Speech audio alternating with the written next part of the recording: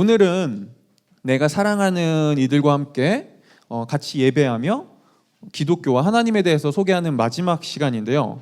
사실 기독교와 하나님에 대해서 이야기했던 내용들은 우리가 지난 3주 동안 살펴봤던 것과는 훨씬 더 크고 더 넓고 깊은 이야기입니다. 근데 그러지 않겠어요? 한번 그냥 우리 생각해 보자고요. 신이 정말 존재하고 그 신이 창조한 세상과 그 신이 세상을 창조했다면 그 신이 창조한 질서와 진리가 있을 텐데 그 내용이 한 주에 겨우 1시간 좀 안 되는 시간으로 살펴본 3주 만에 과연 다 살펴볼 수 있을까요? 정말 신이 존재한다면, 그리고 정말 진리가 있다면 고작 짧게는 80년에서 많아봤자 100년을 사는 인간이 과연 그 진리를 다 발견하고 스스로 알 수 있을까요? 아니요. 사실 그게 더 모순이죠. 여러분, 기독교가 담고 있는 진리도 마찬가지입니다. 이건 사실 기독교뿐만 아니라요, 어떤 종교든 그 종교가 가지고 있는 진리를 우리가 좀 더 전문적으로 추구하다 보면은 이게 생각보다 훨씬 더 많은 시간이 걸리는 이야기구나라는 걸 알 수밖에 없어요.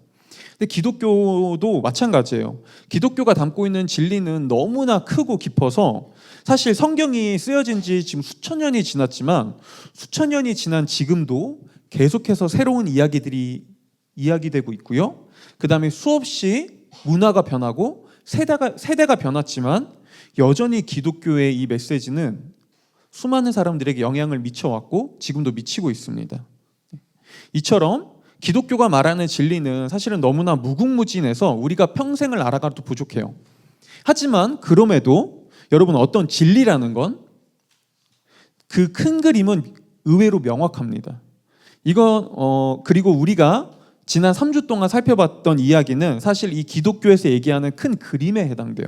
이건 마치 여기서 등산을 하신 분들은 그 산에 올라가기 전에 밑에 보면은 조망도라는 게 있어요. 그렇죠? 산 전체를 보여주는 그 조망도 지도가 있습니다. 그러면 우리는 그 산 초입에서 등산을 하기 전에 산 전체를 보여주는 그 그림을, 조망도를 보면서 내가 지금 어디 등산로를 오르고 이 산에 등산의 전체적인 모양은 이렇구나, 나중에 다시 내려올 때는 이쪽으로 내려오면 되겠구나라는 전체 그림을 볼 수 있습니다. 그렇죠? 하지만 여러분, 등산로 초입에 있는 그 조망도를 봤다고 산을 아는 건가요? 그 산의 모든 걸 이제 안다고 할 수 있을까요? 아니죠. 조망도를 보고 이제 등산을 시작하고 산에 들어가잖아요. 그럼 우리는 또 다른 산의 모습을 발견합니다. 조망도로는 알 수 없죠. 그 산 속에 그 서 있는 수많은 나무들, 그 다음에 꽃들, 동물과 식물들, 풀잎을 보면서 우리는 더 깊은 산을 경험하고 산을 알아갑니다. 오늘 우리가 3주에 걸쳐서 살펴본 이야기는 기독교가 얘기하는 커다란 진리의 조망도와 같다고 할 수 있어요. 하지만 이 안에는 훨씬 더 깊은 이야기가 가득합니다. 그러니 제가 부디 부탁드리고 싶은 것은 이 기독교의 큰 그림, 오늘까지 이야기한 걸 가지고 하나님에 대해서 조금이라도 좀 관심을 가지게 되셨다면, 아니면 좀 이게 내가 생각했던 것보다 기독교가 그렇게 단순하진 않구나 라는 생각을 하셨다면 기독교에서 말하는 진리가 무엇인지를 조금 더 관심을 가지고 알아가 보시기를 추천드려요. 왜냐하면 여러분, 만약 진리가 존재한다면 그 진리를 알아가는 건 우리 인생에서 너무 중요하지 않을까요? 그러지 않나요? 이거는 만약 정말 어떤 진리가 존재한다면 그 진리를 알아가고 발견해가는 건 우리 인생에 있어서 사실 가장 필요한 일일 거예요. 이런 의미에서 사실 오늘의 이 3주에서 멈추기보다는, 그건 여러분들의 선택이시죠. 하지만 개인적으로 그냥 목사로서 바라는 것은 조금 더 시간을 가지고 알아보시면서 기독교에서 말하는 진리에 대해서 좀 더 탐구해 가시기를 추천드려요. 이런 의미에서 오늘은 대략적으로 우리가 지난 3주 동안, 2주 동안 이야기했던 것들을 좀 아주 짧게 얘기하려고 하는데요. 먼저 신의 존재 유무는 단순히 과학으로 설명할 수 있는 문제가 아니라고 했습니다. 왜냐하면 신이 존재한다면 그 신은 과학으로 다룰 수 없거든요. 왜요? 신이 과학적이지 않아서요? 종교가 과학적이지 않아서요? 아니요. 신이 존재한다면 세상을 창조한, 우주를 창조한 신이 존재한다면 그 신은 과학에 밖에 있거든요. 그 신은 과학이 다룰 수 있는 영역이 아닙니다. 그래서 과학자들 중에서도 이 둘의 차이를 인정하고 기독교 신앙을 가지고 있는 수많은 석학자들과 과학자들이 존재한다고 이야기 드렸어요. 그리고 하나님이 존재하고 하나님이 세상을 창조했다면 우리는 세상을 창조한 하나님을 통해 의미라는 걸 발견할 수 있다고 했습니다. 왜냐하면 의미는 어떤 의도와 목적을 가지고 만들어졌을 때 의미가 존재하거든요. 그리고 우리에게 어떤 의미가 주어져 있다면 그 주어진 의미는 그 무엇보다 견고하고 그 어떤 것에도 흔들리지 않는다고 했어요. 왜냐하면 그건 주어진 거니까요. 그건 내가 어떻게 해석하든 다른 사람이 나를 어떻게 바라보느냐에 따라서 흔들리지 않습니다. 의미가 이미 주어져 있으니까요. 그리고 그 의미는 우리가 생각했던 것보다 훨씬 더 크고 놀랍다고 했죠. 기독교에서 말하는 의미는요. 그리고 그 기독교에서 하나님이 세상과 인간을 창조할 때 우리에게 가졌던 가장 큰 의미 중에 하나는 바로 사랑이라고 했습니다. 우리는 사랑받기 위해 창조된 존재예요. 그리고 이 이야기는 그 어떤 철학과 그 어떤 종교에서도 말하지 않죠. 유일하게 성경만이 저와 여러분들이 인간이 세상에 존재하는 우리의 목적의 가장 큰 의미가 존재 그 자체로 사랑받기 위해서라고 말해요. 그런데 사랑의 특징은 뭐죠? 여러분, 사랑은 혼자 못합니다. 그렇죠? 사랑을 혼자 못해요. 그래서 하나님께서는 인간을 창조할 때 사랑을 나눌 수 있는 관계들 안에서 창조하셨어요. 바로 첫 번째로 나를 세상에 존재하게 한 창조주 하나님과의 관계고요. 그 다음에 나와의 관계고요. 그 다음에 다른 사람, 이웃과의 관계고요. 그 다음에 세상과의 관계라고 했습니다.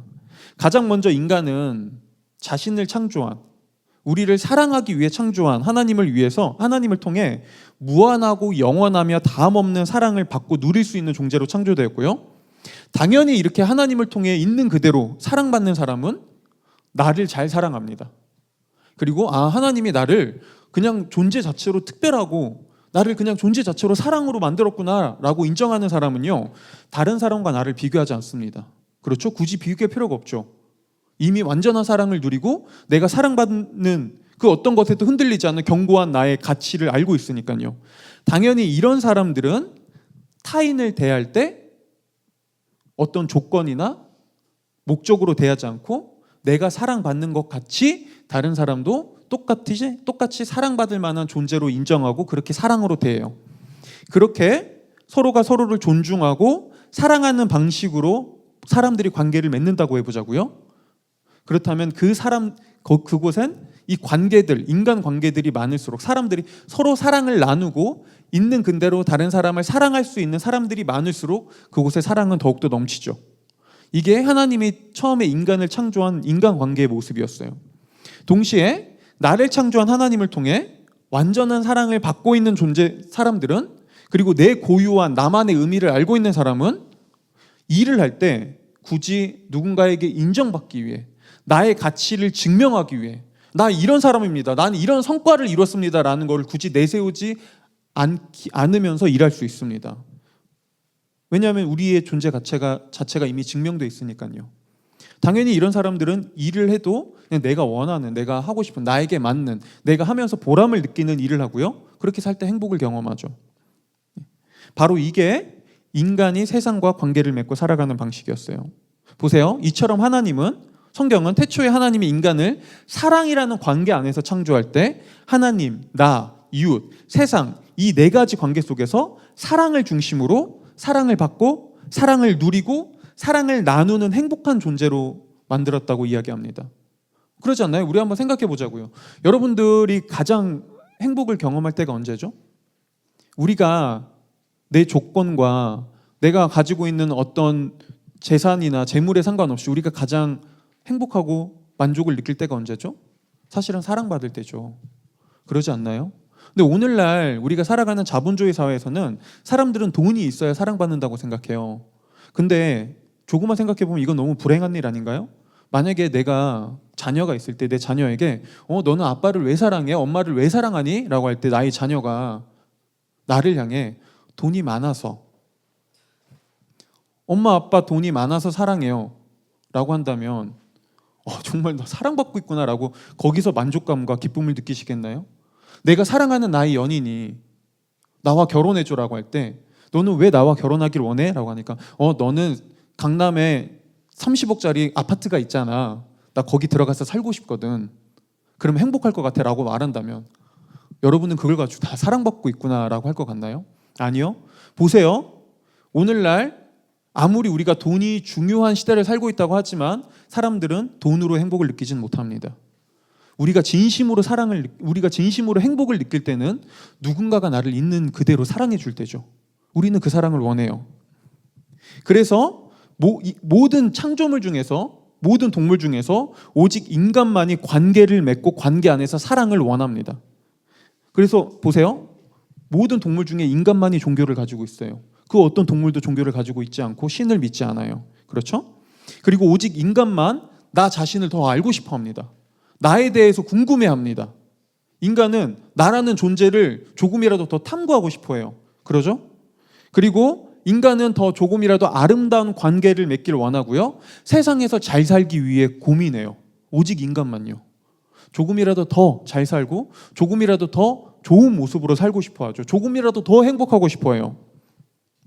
왜요? 왜 인간만 그러죠? 도대체 왜 우리는 그렇게 살아야 되죠? 우리가 그저 우연히 존재한다면 왜 굳이 인간만 다른 동물과 다른 이런 독특한 사고관을 가지고 있죠?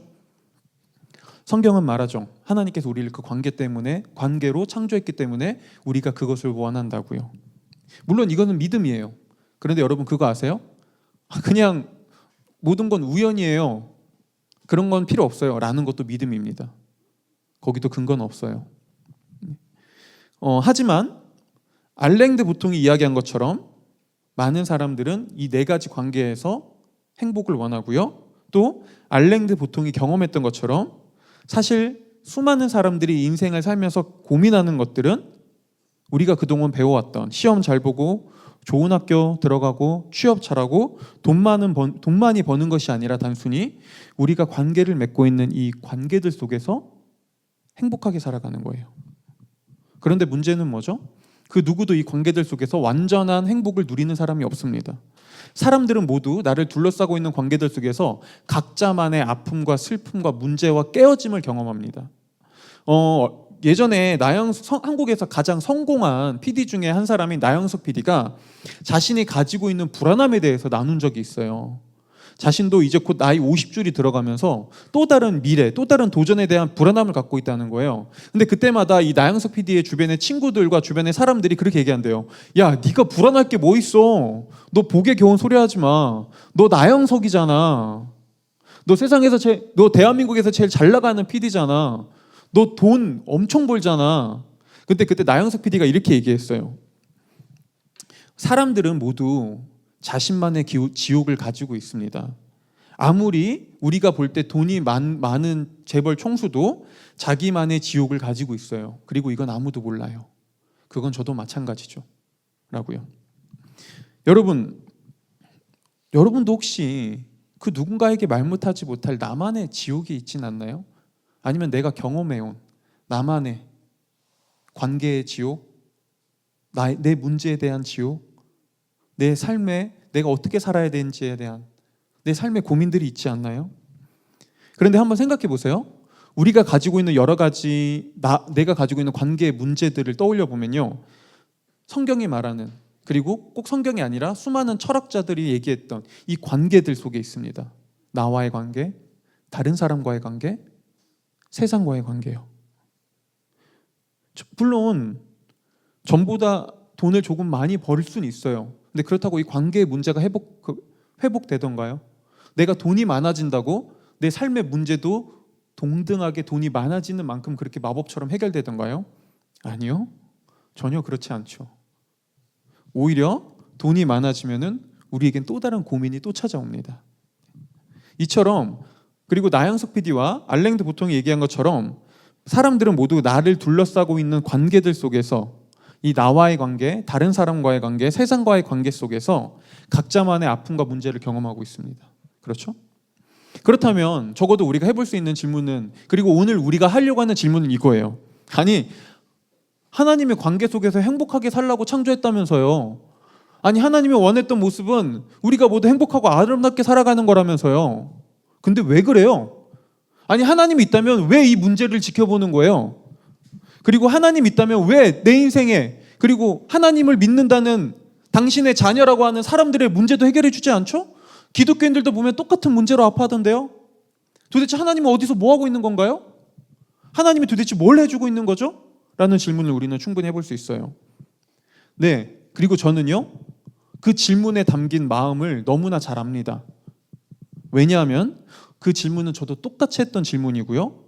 저도 그 질문 때문에 과거 무신론자로 돌아섰었거든요. 저는 그것도 신학교 시절이에요. 신학생이던 시절 저는 그 질문에 대한 답을 발견하지 못해서 저는 그냥 교회를 떠난 게 아니라 신은 없구나 라는 무신론자로 돌아섰습니다.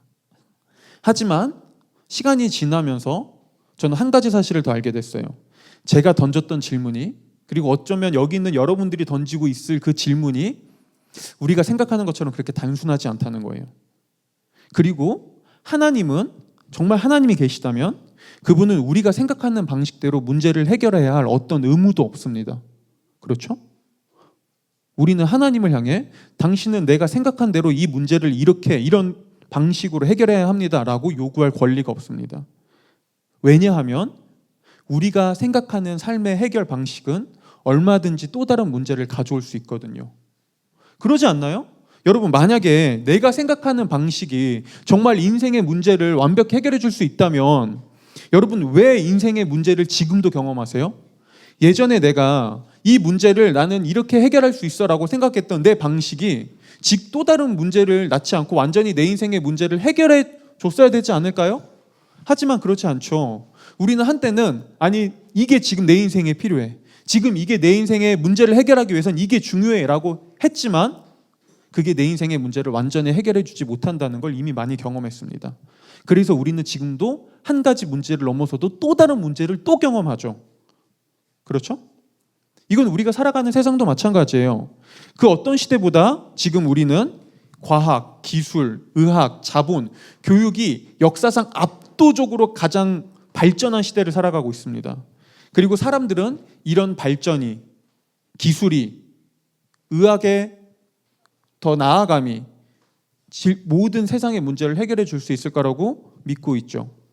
하지만 역사상 가장 높은 과학기술과 의학의 발전과 교육과 돈이 넘쳐나는 시대를 살아가고 있다고 해서 그만큼 문제가 사라졌나요? 세상이 발전하는 만큼 문제가 사라졌나요? 아니요. 오히려 지금도 우리가 살아가는 세상의 어떤 문제들은 더 심각해지고 있고요.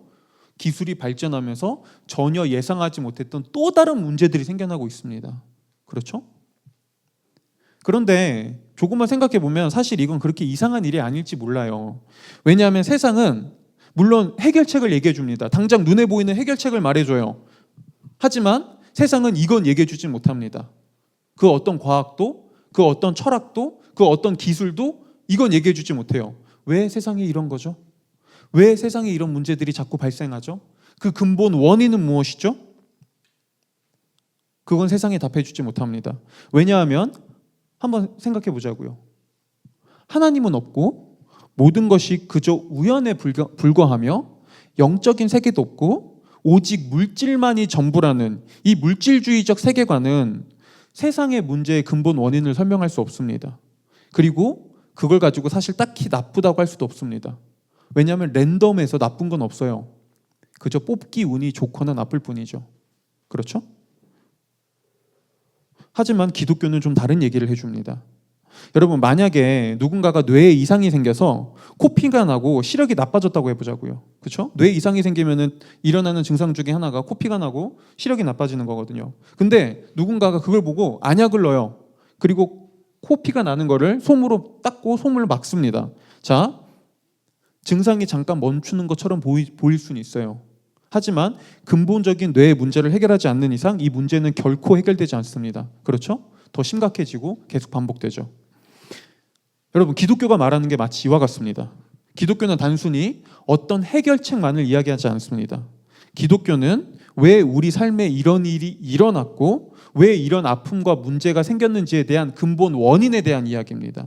물론 이거를 믿고 믿지 않는지는 사람들의 선택입니다. 그거는 하나님도 강요하지 않고요. 저도 강요하지 않습니다. 하지만 적어도 기독교는요. 근본 원인에 대해서는 이야기한다는 거예요. 왜 이런 일이 생겼는지요. 그렇다면 기독교가 말하는 근본 원인은 무엇일까요? 과연 그 이야기는 우리가 한번 생각해 볼 만한 이야기일까요? 여기에 대해서 이제 좀 여러분들과 얘기를 나누려고 하는데요. 성경은 우리가 살아가는 이 시대에 계속 반복되는 문제의 가장 큰 원인이 바로 죄에 있다고 말해요. 근데 또 이제 죄를 얘기하면 사람들은, 저는 사실 교회 밖에 있는 무신론자들을 되게 많이 만나서 같이 이야기하고 소통하고 때로는 토론도 하고 논쟁도 하고 하거든요. 근데 죄에 대해서 얘기하면 항상 하는 말이 이거죠. 역시 또 가스라이팅이 시작됐군요. 역시 기독교는 죄라는 이야기로 사람들을 올가매고 가스라이팅 하는군요. 당신들은 사람들을 자꾸 나쁜 사람으로 만들어서 결국엔 당신들을 그 신이라는 존재를, 하나님을 의지할 수밖에 없게 하는 거예요 라고 얘기하죠. 과연 그럴까요? 자, 우리 조금만 기독교가 말하는 죄에 대해서 한번 설명을 드려볼게요. 사람들은 죄를요 단순히 이렇게 생각합니다. 법을 어기거나 도덕 윤리적으로 잘못된 행동을 하는 것, 혹은 이런 거 정도 생각하죠. 누군가와 나를 비교해서 나는 저 사람보다 조금 더 나아, 조금 더 착해, 쟤는 나보다 조금 더 나쁘네, 이거를 보통 죄라고 생각하죠. 하지만 여러분, 성경이 말하는 죄는 그렇게 단순하지 않습니다. 성경이 말하는 죄를 예로 들면은 이와 같아요. 만약에 어떤 한 사람이 있다고 해보자고요. 네. 근데 그 사람에게 매우 좋은 차가 있습니다. 슈퍼카가 있어요. 근데 이 사람은 모범 운전자예요. 슈퍼카를 가지고 있으면서 모범 운전자입니다. 교통규칙 철저하게 지켜요. 운전하시는 분들은 알겠지만 저도 그렇고, 우리는 속도 위반 단속 기계가 있을 때만 속도를 줄이고요. 그 외에는 다시 속도를 높이죠. 근데 이 사람은 항상 규정 속도를 철저히 지킵니다. 네. 정지선 다 지켜요. 심지어 차를 타고 가다가, 슈퍼카예요. 너무 좋은 차예요. 근데 차를 타고 가다가 누군가가 도움을 요청하거나 무거운 짐을 들고 있어요. 노약자분이 그러면 도와줘요. 어디까지 가세요? 제가 태워드릴게요. 네, 마음껏 타세요. 그러면서 무료로, 공짜로 태워줍니다. 사람들은 말하죠. 저 사람 너무 착해, 너무 도덕적이야, 너무 교통 규칙을 잘 지키고 너무 모범 운전자야, 어떻게 저런 사람이 있지? 라고 얘기해요. 네, 착합니다. 나쁘지 않아요. 그런데 어느 날 한 가지 사실이 밝혀졌어요. 알고 보니 이 사람이 차 주인이 아니에요. 알고 보니 남의 차를 훔쳐서 그 차 주인을 트렁크에 처박아둔 다음에 자신이 주인 행세를 했죠. 자, 그냥 이 이야기만 놓고 생각해 보자고요. 여러분, 이 사람은 죄인인가요? 아닌가요? 지금 도덕적 딜레마에 빠지셨나요? 죄인이죠. 그렇죠? 여러분, 성경이 말하는 죄가 이와 비슷합니다. 세상과 인간을 창조주 하나님을 내쫓고 그 자리에 앉아 내가 주인 행세하는 것, 내가 인생의 질서가 되는 것, 내가 세상과 내 삶을 내 마음대로 다스릴 수 있다고 믿는 것, 이게 죄입니다. 여러분, 그 아마두라는 랩 노래가 있어요. 염따라는 사람이 부른 노래인데, 가수 염따가 부른 건데, 거기 보면 이런 가사가 나와요. 태어난 건 내 선택 아니었지만 삶은 내 거지, 뭐 어쩔 건데. 자, 이 가사는 오늘날 현대의 세계관을 너무나 잘 보여주죠. 사람들은 많이 여기에 공감합니다. 맞아, 태어난 건 내 선택 아니야, 내가 선택하지 않았지, 그래도 삶은 내 거야, 누가 뭐라고 할 거야. 자, 근데 한 가지 생각해 보자고요. 우리가 너무나 당연히 믿고 있는, 태어난 건 내 선택이 아니지만 삶은 내 거라는 이 공식이, 이 결과가 어떻게 나오죠? 여기에 논리적 근거가 있나요? 여기 태어난 건 내 선택이 아니지만 삶은 내 거라는 걸 여러분 과학으로 증명할 수는 있으신가요? 조금만 생각해 보면 여러분, 우리가 태어난 것뿐만 아니라 내가 가지고 있는 외모, 국가, 고향, 부모, 환경, 내가 선택한 건 아무도 없습니다. 그렇죠? 여러분들 만약 내가 내 외모를, 내 키를 선택할 수 있다면, 여러분들 다 너무나 아름답고 사랑스럽지만 솔직히 지금처럼 선택하겠어요? 내가 이렇게 결정하겠냐고요. 그렇죠? 우리가 선택한 건 너무나 많이 없습니다. 자, 근데 내 삶이 내 거인 이유는 도대체 뭐죠? 왜 그렇게 장담하죠? 아니, 내 삶이 내 거라면 여러분 왜 나를 그렇게 몰라요? 내 건데? 아니, 세상에 내가 내 건데 나도 이렇게 모르는 게 있나요? 말이 되나요? 나도 이렇게 모르는 게? 그리고 내 삶이 내 거라면 우리 더 멋있게 살아가야 되는 거 아닌가요? 근데 왜 우리 이렇게 넘어지고 좌충우돌하고 내가 내 마음대로 안 되죠? 아니, 우리 그런 말 많이 하잖아요. 내 마음도 내 마음대로 안 돼요. 최근에 되게 여기와 관련된 한 작품을 본 적이 있는데요. 그림 좀 보여주시겠어요? 자, 여러분 이 그림이 있는데 네, 아시는 분들도 있어요. 네, 이 작품은 한 인물을 묘사한 건데요. 이 작품의 설명을 보면 그래요. 한 인간의 어두운 면과 밝은 면, 하지만 이 두 가지를 가지고 있는 모순적인 자신의 딜레마를 보여준 그림이에요. 그래서 이 화가가 누구냐면요. 넘겨주세요. 바로 저희 교회의 다임이라는 자매의 동생이에요. 여동생, 막내 동생인데 이렇게 써놨어요. 9학년이에요. 중학교 3학년이죠. 반쪽은 어두운 면과 반쪽은 밝은 면을 표현하여 언니의 이중적인 내면을 그렸다.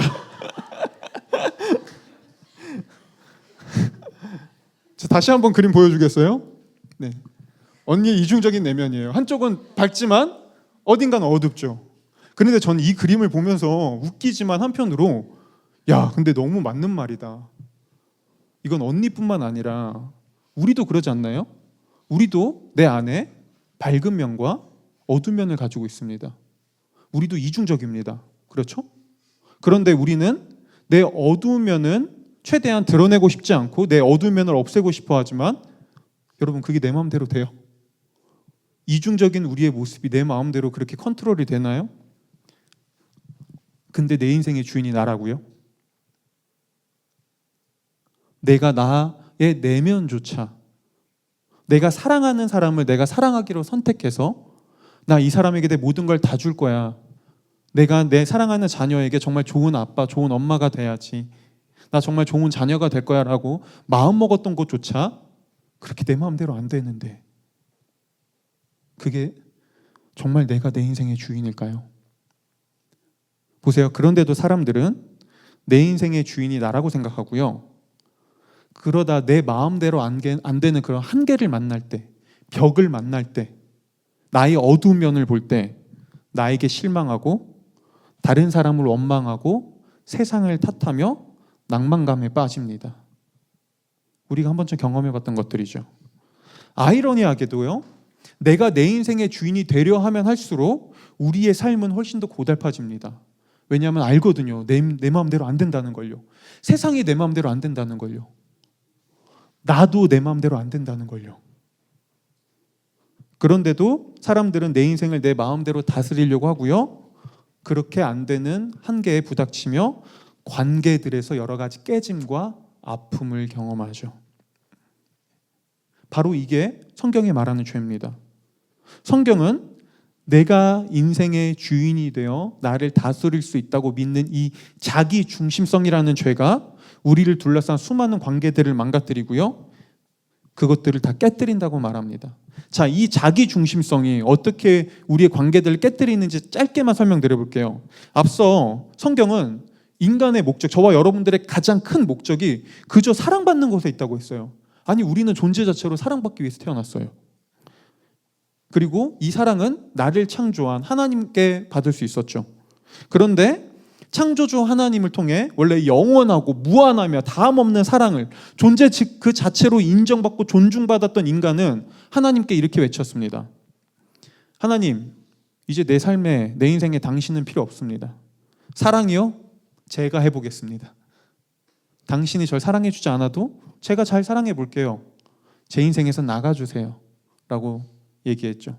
물론 사람들은 어떤 분들은 이런 질문을 하는 분들도 있어요. 아니, 애시당초 그거 안 들어주면 되잖아요. 안 돼! 어디서 네가 나를 떠나려고 그래? 라고 하면 되잖아요. 근데 왜 떠나게 냅뒀죠? 라고 얘기해요. 왜 그런 줄 아나요? 사랑이니까요. 여러분 보세요. 사랑은 조종할 수 없습니다. 사랑은 그 사람의 몸을 묶어놓을 수는 있지만 마음을 묶어놓을 수는 없습니다. 그렇죠? 하나님께서 우리를 정말로 사랑하신다면 그분은 우리가 하나님을, 창조주인 하나님을 떠나는 것까지 허용하셔야 됩니다. 사랑은 내가 자발적 선택과 결단으로 고백하는 거니까요. 그리고 이게 인간이 하나님께 한 일이었어요. 제 인생에서 나가주세요. 당신 없이 잘 사랑해 볼게요. 그리고 이렇게 하나님을 떠난 인간은 자신의 가치와 특별함, 내가 사랑받아야 마땅한 존재임을 이제 나의 힘으로 증명해야만 했습니다. 여러분들이 교회를 안 다녀도, 그리고 어떤 종교를 갖고 있든 그것과 상관없이요, 우리 주변에 있는 사람들, 심지어 저도 그렇고요. 당연히 저도 그렇죠. 우리는 다 사실 이런 걸 꿈꿔요.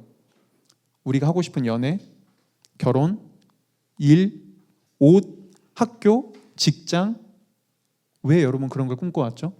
왜 지금도 그런 걸 꿈꾸죠? 우리는 그걸 통해 사실 이렇게 말하고 싶죠. 나 이런 사람입니다. 나 이렇게 특별한 사람입니다. 나를 좀 알아봐 주십시오. 나를 인정해 주십시오. 그리고 이 모습은 우리에게 한 가지를 보여줍니다. 여러분, 우리는 나를 있는 그대로 사랑할 수 없습니다. 물론 오늘날 우리에게 들리는 수많은 메시지들, 나 자신을 있는 그대로 사랑하세요 라는 말을 들을 때 우리는 당연히 이래요. 맞아. 나를 내가 사랑해야지. 그래, 나를 진짜 사랑해 줄 사람은 없더라고. 부모님도 나를 진짜 내가 원하는 만큼 내 마음을 잘 몰라. 그래, 결국엔 내가 나를 사랑하는 수밖에 없는 것 같아. 근데 여러분, 내가 나를 사랑하는 게 맞아 라고 동의하는 것과 내가 나를 사랑하는 건 다릅니다. 내가 나를 진짜 사랑한다는 건요, 이런 거예요. 나에게 실망하지 않을 수 있는 용기, 나의 잘못을, 나의 어두움을 기꺼이 덮어줄 수 있는 뻔뻔함, 다른 사람과 나를 굳이 비교하지 않을 수 있는 의연함, 굳이 나를 포장하지 않아도 되는 굳건함, 진실함. 여러분 이렇게 살 수 있으세요? 여러분, 나의 잘못을 뻔뻔하게 덮어주면 괜찮아.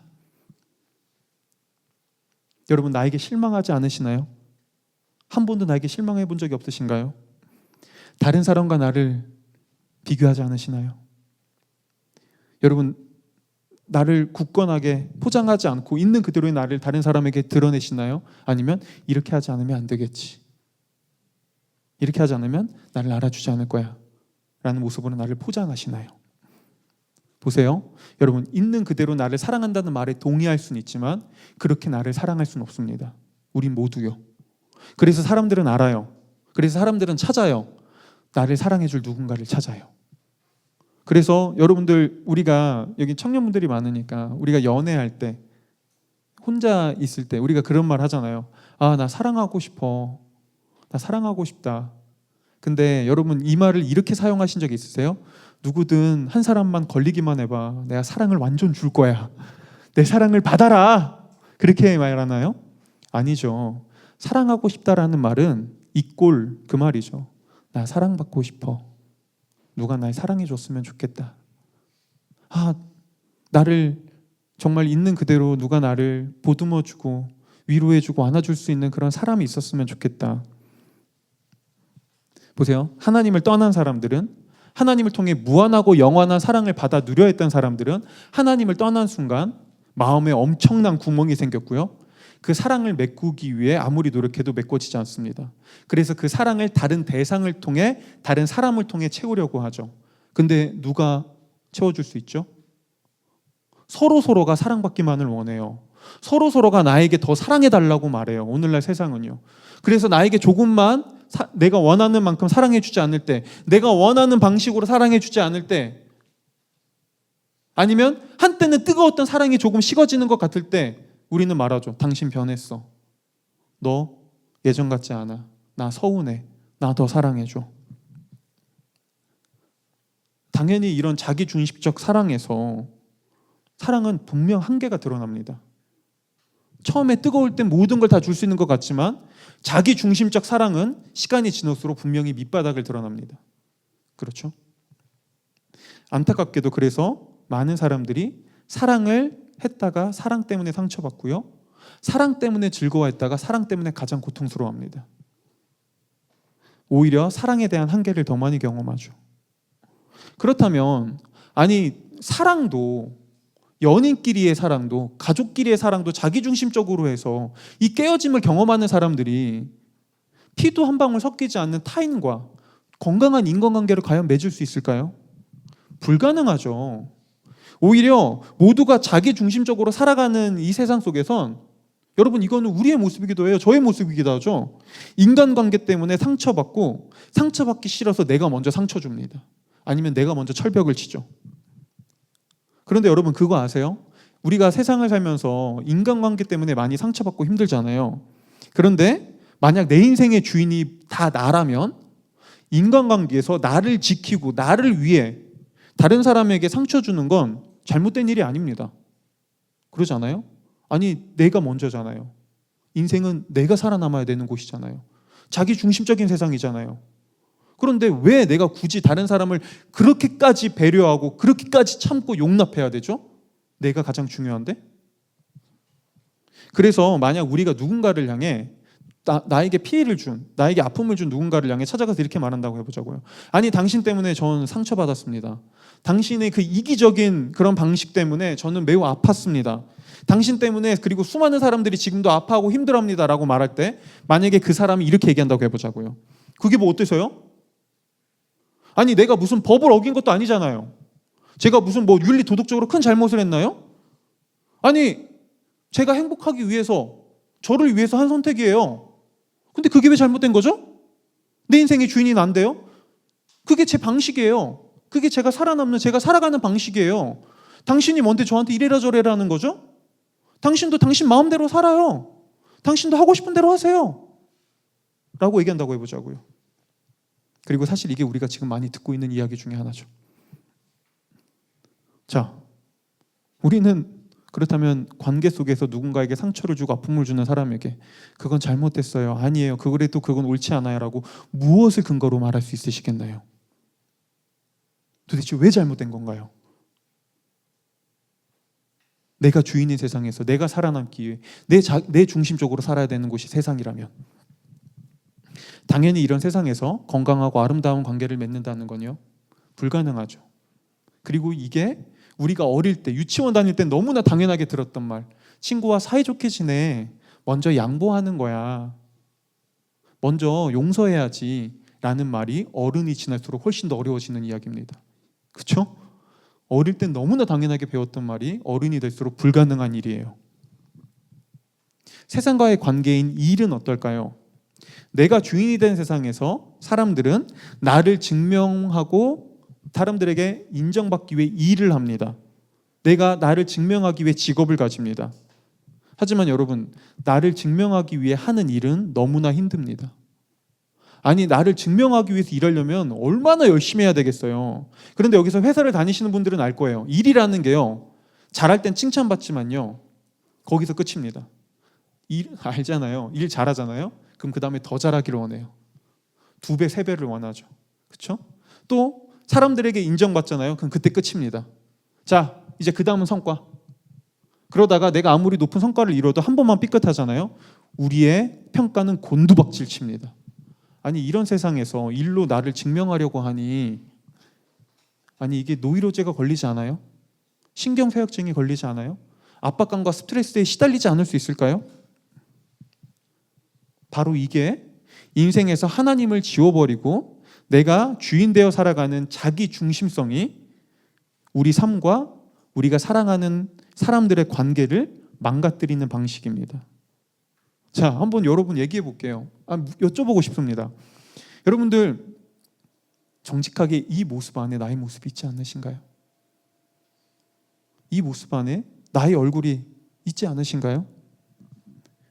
바로 이게 성경이 우리를 죄인이라고 말하는 이유입니다.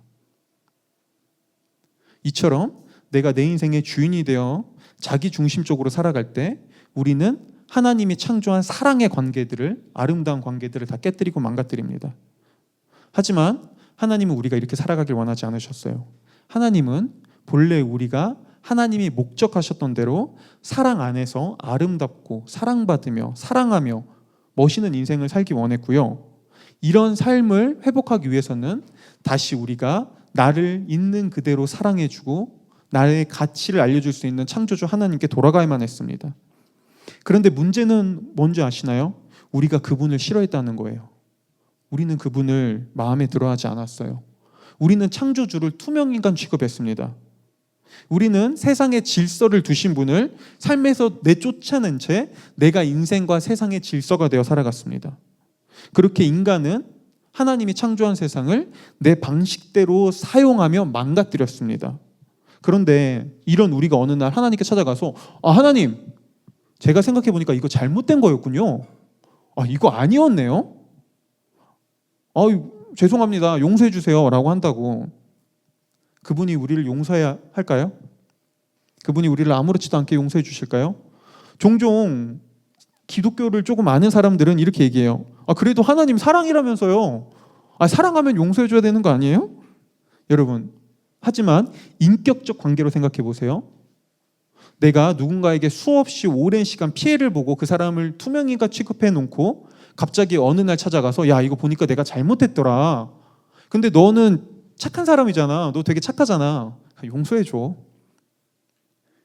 여러분, 용서해 줄 수 있으신가요? 그거를 이 사람이 정말 나에게 진심으로 사과하는구나 라고 받아들이시나요? 아니면 이렇게 생각하시나요? 얘가 진짜 나를 물로 보는구나.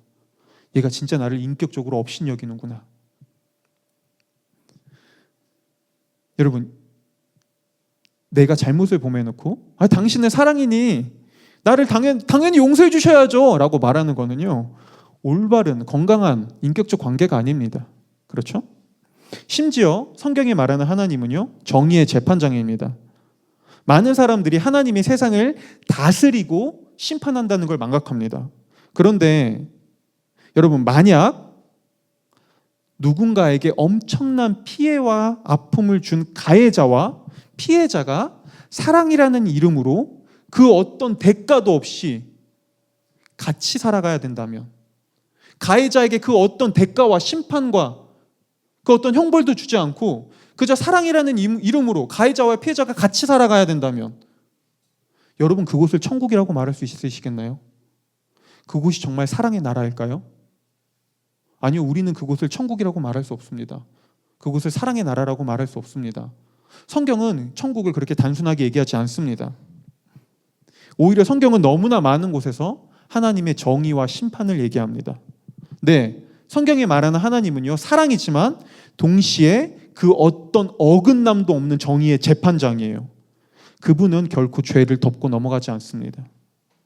하나님은 자신의 기분에 따라 사람들을 마음 내키는 대로 심판하시는 분이 아니라 그분의 매서운 정의에 따라 심판하세요. 그런데 이런 정의의 재판장이 평생을 자기 중심성이라는 죄를 가지고 수많은 사랑의 관계를 망가뜨리고 깨뜨려 온, 수많은 사람들에게 크고 작은 상처와 아픔을 주고 살아온 우리를 그냥 용서하실까요? 왜 그래야 되죠? 하나님은 결코 그러지 않습니다. 그럴 수 없습니다. 그분은 정의니까요. 자, 무엇이 문제인지가 보이시나요? 우리가 앞에서 이야기했던 것들에 적어도 우리가 동의하면서 그렇구나, 내 인생의 문제에서 해결받기 위해서는, 내가 조금 더 행복한 삶을 살기 위해서는, 그래, 정말 신이 존재한다면, 그리고 그 신이 정말 어떤 질서와 진리 가운데 세상을 창조했다면, 나라는 존재를 창조했다면, 그래, 다시 그 신에게 돌아가는 것, 그 신을 통해 세상을 다시 인생을 알아가는 것, 어쩌면 그게 옳을 수도 있겠구나라고 생각한다고 해서 하나님은 우리를 받아주지 않습니다. 왜냐하면 죄인인 우리는 가장 먼저 하나님의 재판석 앞에 서야 되거든요. 그 누구도 여기서 벗어날 수 없어요. 하지만 하나님은 하나님을 떠나 망가지는 인생을 살아가는 우리가 계속 그렇게 살길 원하지 않으셨어요. 하나님은 우리가 다시 하나님께 돌아오기를 원했습니다. 그래서 하나님은 유일한 선택을 하세요. 바로 2000년 전 아무런 죄도 없는 하나님의 아들을 우리와 똑같은 인간으로 보내 우리를 대신해 우리가 받았어야 할 모든 죄의 형벌을 대신 받게 하신 거예요. 이게 성경이 말하는 십자가입니다. 십자가는요, 단순히 예수님이 인류를 위해 죽었다라는 이 단순한 명제가 아니라요, 하나님의 정의와 하나님의 사랑이 이루어질 수 있었던 유일한 곳이었습니다. 그리고 십자가는 다시 하나님께로 돌아와 하나님이 꿈꾸고 하나님이 계획했던 그 회복된 사랑의 삶을 살아가라는 하나님의 초청이었습니다. 이처럼 2000년 전 예수님이 십자가에 달렸다는 이 이야기는요, 단순히 예수 믿으면 천국 갑니다 라는 그런 단순한 이야기가 아닙니다. 이 이야기엔 우리를 향한 하나님의 사랑과 정의, 그리고 하나님이 어떤 회복을 우리에게 꿈꾸셨는지에 대한 이야기가 그분의 마음이 담겨 있어요. 그리고 적어도 우리가 여기까지 얘기했다면 이제 수많은 사람들이 가지고 있는 오해 중 하나인 기독교의 회개에 대해서 얘기할 수 있습니다. 기독교가 말하는 회개는 단순히 하나님께 용서를 빌었다는 이유로 하나님이 죄를 없는 셈 쳐주는 게 아닙니다. 네가 지금까지 죄를 짓고 네 마음대로 살았지만 네가 나한테 용서를 비니까 내가 사랑이니까 그래, 그거 없는 셈 쳐줄게. 그래, 그냥 용서해 줄게. 여러분, 그건 기독교에서 말하는 회개가 아닙니다. 성경이 말하는 회개는 이런 거예요. 내가 주인 되어 살아가던 자기 중심성이라는 삶의 한계를 깨닫고 내가 죄인이라는 사실을 인정하며 나를 용서하기 위해 자신의 아들에게 모든 대가를 행하신 하나님의 정의에 힘입어 다시 내가 하나님께 돌아가겠습니다. 당신을 주인으로 두고 당신의 뜻대로 살아보겠습니다라는 삶의 고백과 결단이 바로 회개입니다. 그리고 내가 살아가던 삶의 방향성의 문제를 깨닫고 원래 하나님이 계획하신 그분의 뜻과 계획대로 제가 한번 이제 그렇게 다시 살아보겠습니다 라고 인생의 방향성을 바꾼 사람은요, 당장 그렇게 완벽하게 살 수는 없지만 그럼에도 하나님의 뜻대로 살기 위한 일을 멈추지 않습니다. 왜요? 그렇게 하지 않으면 지옥 갈까 봐 두려워서요? 아니요. 이제 진짜 가치 있는 삶이 어디에 있는지 깨달았으니까요. 내 삶의 한계를 이제 직면하기 시작했으니까요. 내 인생에 다른 대안이 필요하구나. 이렇게 살아가선 안 되는구나라는 걸 알았으니까요. 동시에 십자가는 때론 우리가 하나님의 뜻대로 사는 일에 실패하고 넘어져도 우리에게 정죄감을 주거나 더 이상 우리를 심판하고 비난하지 않을 수 있게 해줍니다. 왜냐하면 정의이신 하나님이 내가 받아야 할 모든 형벌의 대가를 자신의 아들에게 치르게 하셨으니까요. 자, 보세요. 만약 이 이야기가 사실이라면요, 정말 그분이 우리를 위해 자신의 아들을 보내 모든 걸 희생하고 대가를 치르게 하셨다면요, 적어도 이 이야기 속에서 우리는 한 가지를 깨달을 수 있어요. 아, 나 사랑받았구나. 나 사랑받고 있구나. 하나님이 나를 사랑하셨구나.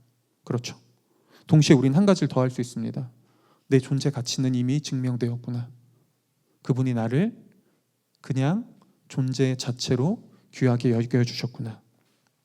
만약 이 사실을 믿음으로 받아들인다고 해봅시다. 이 사실을 우리가 인정한다고 해보자고요. 그러면은 우리는 더 이상 나를 증명하기 위해 인정받기 위해 살지 않아도 됩니다. 오히려 우리는 사랑받은 존재로, 증명받은 존재로 살아갈 수 있습니다. 만약 내 힘으로 내 삶의 가치를 증명해야만 한다면 우리의 삶은 겉으로는 굉장히 열정적으로 보일지 모르지만 우리에겐 동시에 여기서 실패하면 나 아무것도 아니야. 내 삶엔 아무것도 남지 않아. 나라는 존재는 쓸모 없어질 거야 라는 끊임없는 불안함에 시달릴 수밖에 없고요. 삶이 내 마음대로 되지 않을 때, 내가 원하는 어떤 것에서 실패할 때 난 이제 아무것도 아니야, 난 끝났어 라는 좌절감에서 헤어나오질 못하겠죠. 하지만 다시 한번 이런 삶이 있다고 생각해 보자고요.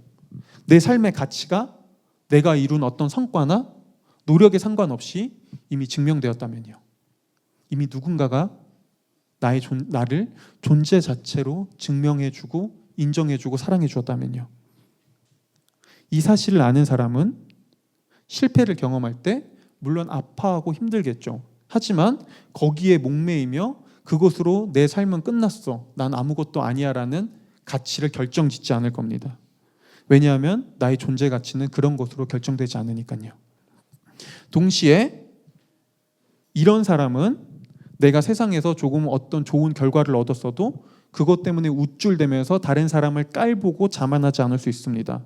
왜냐하면 내가 이룬 성과는 하나님을 위한 삶의 하나의 과정일 뿐이지 내 가치는 내 성과와 상관없이 이미 증명되었으니까요. 물론 앞서 말했듯 또 이 이야기를 들으면 누군가는 이렇게 얘기할 수도 있어요. 그렇군요. 좀 괜찮은 얘기일 수 있네요. 하지만 그것도 결국 정신승리 아닌가요? 그냥 그렇게 정신승리하는 것 아닌가요? 라고 얘기할 수 있죠. 네. 만약 2000년 전 실제 역사 속에 내려온 예수라는 사람이 없었다면 이 이야기는 정신승리일 겁니다. 그런데 2000년 전 이스라엘에 예수라는 인물이 존재했다는 건 무신론자인 역사학자들도 부정할 수 없는 사실이고요. 만약 그 예수의 이야기가, 예수의 메시지가 그저 정신승리에 불과했다면 2000년 전에 예수님을 따르던 수많은 제자들은 그 당시 사회 속에서 목숨을 내걸면서까지 예수님이 하나님의 아들이라는 메시지를 전할 이유가 하나도 없었습니다. 왜냐하면 그 메시지는, 그들이 전했던 메시지는 그 당시 사회 속에서 위험천만했고요. 그 어떤 이익도 되지 않았고요. 사람들에게 전혀 매력적으로 들리지 않았거든요. 그럼에도 불구하고 예수를 따랐던 제자들은 예수님이 하나님의 아들이며 십자가에서 우리를 위해 죽었다가 부활했다는 이 이야기를 전하는 것을 꺼려하지 않았습니다. 성경을 그저 객관적으로, 기독교인이 아니라 성경을 객관적으로 연구하는 수많은 학자들도요, 이 부분에서 의아함을 가져요. 예수님을 따랐던 제자들의 모습은요, 그 어떤 사이비 종교와도 달랐습니다. 그리고 자신들이 꿈꾸는 어떤 이상과 사상을 위해 목숨을 바쳤던 혁명가들과도 달랐습니다. 그들은 예수님을 전하면서 얻을 수 있는 이익이 없었어요. 그들은 예수님을 전하면서 자신들이 꿈꾸는 나라를, 혁명적인 나라를 이룰 수 있던 것도 아니었습니다. 그럼에도 그들은 예수님을 전했어요. 목숨을 걸으면서까지요. 모든 걸 포기하면서요. 왜요? 만약 그들이 목격했던 그 예수가 정말 하나님의 아들이었다면요. 그들이 정말 예수를 통해 다른 무엇인가를 봤다면요. 그렇다면 그들의 이해할 수 없는 변화를 우리가 조금은 납득할 수 있지 않을까요? 물론 지금과 같은 핸드폰과 카메라가 없는 시대에 2000년 전의 이야기를 눈에 보이는 어떤 영상으로 우리는 확인할 수는 없습니다. 그렇죠? 하지만 여러분, 2000년 전에도 영상 기록물은 존재했습니다. 2000년 전 그 당시에 가장 신뢰할 만한 기록 도구는요, 바로 목격자들의 증언을 적은 글이었어요. 그리고 예수님을 목격하고 경험한 수많은 사람들은 그 사람들의 증언담을 담은 이 성경의 이야기는요, 우리에게 말합니다. 예수가 죄로 인해 끊어진 하나님과의 관계를 다시 회복하기 위해 이 땅에 온 하나님의 아들이라고요. 이 예수를 통해, 예수의 십자가를 통해 하나님이 우리를 얼마나 사랑하는지, 또 우리를 존재 자체로 얼마나 가치 있게 여겼는지를 이미 증명해 주었다고요. 하지만 여러분, 아무리 어떤 소식이 들려도요, 그 소식을 내가 받아들이지 않으면 소식은 아무런 소용도 없습니다. 제가 이걸 종종 예로 들을 때 설명하는 예인데요. 이 예가 나왔다는 것은 이제 설교가 끝났다는 거예요. 만약 어떤 한 마을에 악덕한 주인 밑에서 자라온 개똥이와 소똥이라는 종이 있다고 해보자고요. 근데 어느 날 이 개똥이가 소똥이에게 달려와서 말합니다. 소똥아, 너 그 소식 들었어? 개똥이가 말하죠. 무슨 소식? 야, 이번에 나라의 임금께서 모든 종들을 다 자유민으로 풀어주셨어. 이제 우리 이 악덕한 주인 밑에서 이렇게 매맞으며 속박당하며 이렇게 살아갈 필요 없어. 우리 이제 자유야. 야, 소똥아, 이제 그 쟁기 다 버려. 우리 나가서 우리도 우리의 꿈을 이루고 우리의 삶을 살아가자라고 얘기한다고 해보자고요. 근데 소똥이가 그 얘기를 듣고 이렇게 말합니다. 말도 안 되는 소리 하지 마. 그런 일이 일어날 것 같아? 너 어디서 무슨 헛소문 듣고 있니? 너 그거 정신승리야. 야, 저리 가. 지금 오늘 이 업무 하지 않으면, 오늘 이 일과를 끝내지 않으면 또 우리 주인한테 매맞을 거야. 꺼져. 라고 한다고 해보자고요. 보세요. 두 사람 모두에게 소식은 들렸습니다. 하지만 한 사람은요, 그 소식을 받아들이고요, 한 사람은 소식을 받아들이지 않습니다. 아무리 어떤 일이 일어났어도요, 역사 속 항복판에서요, 그 소식을 내가 받아들이지 않으면 그 일은 나에게 그 어떤 영향도 주지 못합니다. 이런 의미에서 여러분 성경이 말하는 믿음은 있지도 않은 걸 그냥 일단 믿으세요. 그냥 일단 덮어놓고 믿어보세요 라고 말하는 믿음이 아닙니다. 동시에 성경이 말하는 믿음은 그냥 당신이 간절히 원하는 게 있다면 아주 간절히 믿어보세요. 간절히 그거를 꿈꿔보세요. 그러면 이루어질 겁니다 라는 미신 같은 믿음도 아닙니다. 성경이 말하는 믿음은 2000년 전 역사 한복판에 내려와 우리에게 소식을 전한 어떤 한 신의 이야기를, 한 사랑의 하나님의 이야기를, 그분이 전한 그 소식을 우리가 인격적으로 반응하며 그것을 받아들일지 말지 선택하라는 인격적 원고입니다. 그리고 실제로 2000년 전부터 지금까지 성경에 말하는 이 기쁜 소식을 인정하고 수용한 사람들은 수없이 변화된, 회복된 삶을 살아갔고요. 이전에 한 번도 경험해보지 못했던 새로운 경험들을 하기 시작했습니다. 이건 오늘 한때 무신론자였다가 다시 유신론자로 돌아서게 된, 기독교의 신앙을 믿게 된 저도 그렇고요. 오늘 이 자리로 여러분들을 초대한 나의 사랑하는 사람들도 마찬가지입니다. 말씀을 마치겠습니다. 여러분, 만약 정말로 신이 인간의 역사 속에 찾아와 직접 우리에게 어떤 소식을 전했다면 그분이 우리를 얼마나 사랑하는지, 우리가 존재 자체로 얼마나 존귀한 존재인지를 이미 증명해 주었다면, 내가 그토록 방황하고 헤매던 내 인생에 대한 새로운 길이, 새로운 답이, 내가 지금껏 찾지 못했던 새로운 삶의 방향성이 그곳에 있지 않을까요? 그리고 이 이야기가, 이 메시지가 수많은 사람들과 역사를 지금까지 바꿔왔다면 우리가 이 이야기에 조금 더 귀를 기울이며 조금 더 진지하게 이 기독교의 진리를 탐구해 볼 가치가 충분히 있지 않을까요? 어때요? 앞으로 이 새로운 세상을 향한, 하나님이라는 산을 향한 여정을 한번 진지하게 알아가 보시지 않으시겠습니까? 만약에 오늘 이 시간 이후로 그 시간을 원하는 분들이 있다면 얼마든지 저희가 도와드리고 그 탐구의 과정들을 함께 해드리겠습니다. 왜냐하면 우리는 그러기 위해 세워진 도심빛 교회거든요. 기도하겠습니다.